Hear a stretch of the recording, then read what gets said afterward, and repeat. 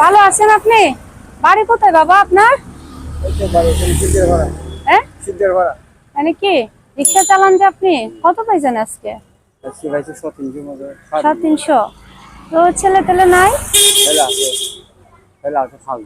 তাই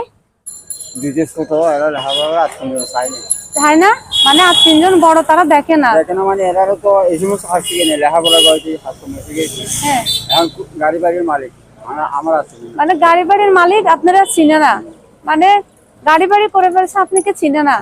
এই আপনি 5টা সন্তানের বাপ। মানে আমারে গত 6 মাস আগে হ্যাঁ আমার এখান থেকে আমি টুকটাক আরো 8-9 লাখ টাকা যা সব দিয়ে দিয়েছি। 1.5 লাখ টাকা ঋণ লিয়ে দিয়েছি, জি। মানে টাকা দেবে গড় করছে। হ্যাঁ 1.5 লাখ টাকা ঋণ দেওয়ার পরে হ্যাঁ ওই ঋণটা আমার হাঁদুর উঠছে, আমার জমাটাও গেছে। হ্যাঁ, ঋণটা হাঁদুর উঠছে, আমার এখন চিনি না। মানে ঋণ ছেলেরা ঋণ করে দিচ্ছেন, এখন এই রিক্সা চালায় ঋণ গুলো আপনাকে খুঁজতে হচ্ছে, তারপরে আপনারা চিনে না।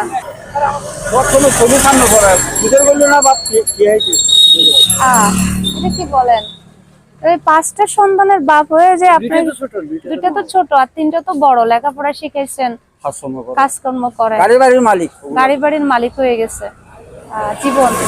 এই যে ধরেন সারাদিনে আপনি 300 টাকা রোজগার করে রিক্সাটা আপনার মানুষের, এখান থেকে কিস্তি দিতে হয় 120 টাকা। এটা আর বাকিগুলো দিয়ে খাবার এবং মানুষকে দিতে হয়। তো এই যে ধরেন, মানে আপনি যে একজন, বয়স কত হয়েছে আপনার? 66-র মতো। এখন যে এই বয়সে রিক্সার টানতেছেন যাত্রী নিয়ে, পায়ে শক্তি আছে আপনার? শক্তি না এখন তো মনে করো হাতে ভাবতে পারি না।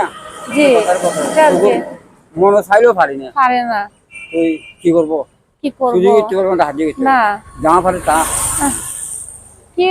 এখন শুনেন, আমি তো আপনার একজন মেয়ে, তা আমার তরফ থেকে আমি যতটুকু পারি আপনাদেরকে পাশে, এই ধরেন আপনারা যে বাবা আছেন তাদের পাশে একটু দাঁড়ানোর চেষ্টা করছি। আমি আমার তরফ থেকে এটা দিচ্ছি, এটা খুশি মনে গ্রহণ করবেন। হ্যাঁ, হয়তো আমি বাড়ি গাড়ি মালিক না। খুশি হয়েছেন? পকেটে রাখিয়ে দেন। খুশি হয়েছেন না? খুশি হবেন, দোয়া করি। আপনি কিছুদিন আগে কি আমার জীবনটা কি ও আচ্ছা, মরে দিচ্ছি না আপনাকে একবার? মনে পড়তেছে না যে আপনাকে? তাইলে আগের দিন, হ্যাঁ, আগের দিন সন্ধ্যাবেলা এই টাইমে। ঠিক আছে, আসসালামু আলাইকুম।